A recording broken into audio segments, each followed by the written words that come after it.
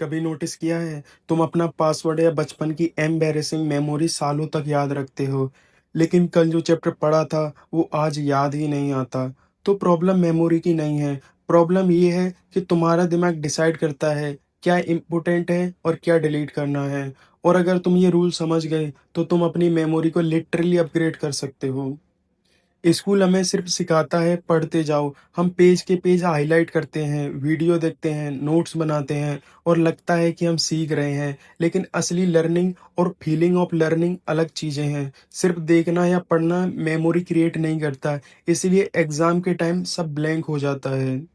सोचो, तुमने 3 घंटे पढ़ाई की, लेकिन अगले दिन सिर्फ 20% याद है। फिर तुम खुद को बोलते हो, शायद मेरा दिमाग वीक है। धीरे-धीरे कॉन्फिडेंस टूटने लगता है, पढ़ाई बोरिंग लगने लगती है और इंसान एफर्ट कम कर देता है, क्योंकि उसे लगता है रिजल्ट वैसे भी नहीं आएगा। लेकिन सच कुछ और है।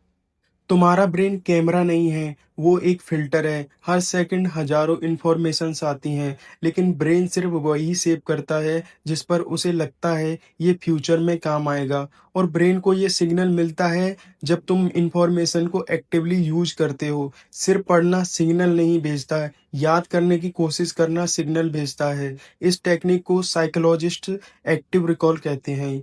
जब तुम बुक बंद करके खुद से पूछते हो, मैंने अभी क्या पढ़ा?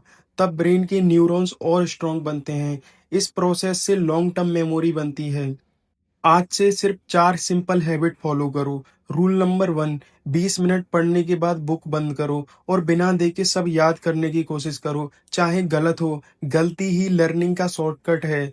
रूल नंबर 2, जो सीखा है उसे किसी 10 साल के बच्चे को समझाने की कोशिश करो।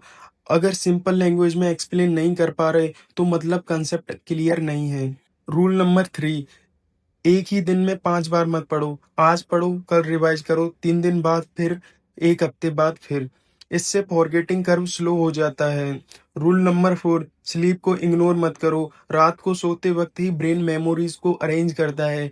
कम स्लीप मतलब वीक मेमोरी।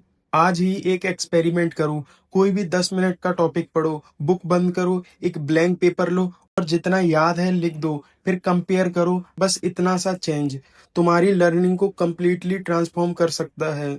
लोग कहते हैं उसकी मेमोरी बहुत अच्छी है, लेकिन रियलिटी ये है स्ट्रॉन्ग मेमोरी लेकर कोई पैदा नहीं होता। स्ट्रॉन्ग मेमोरी रोज की सही प्रैक्टिस से बनती है। जब तुम अपने दिमाग को सही सिग्नल देना शुरू करते हो, तब लर्निंग मुश्किल नहीं लगती। और जिस दिन तुमने अपनी मेमोरी को कंट्रोल कर लिया, उस दिन तुम अपनी लाइफ की स्पीड को भी कंट्रोल कर लोगे।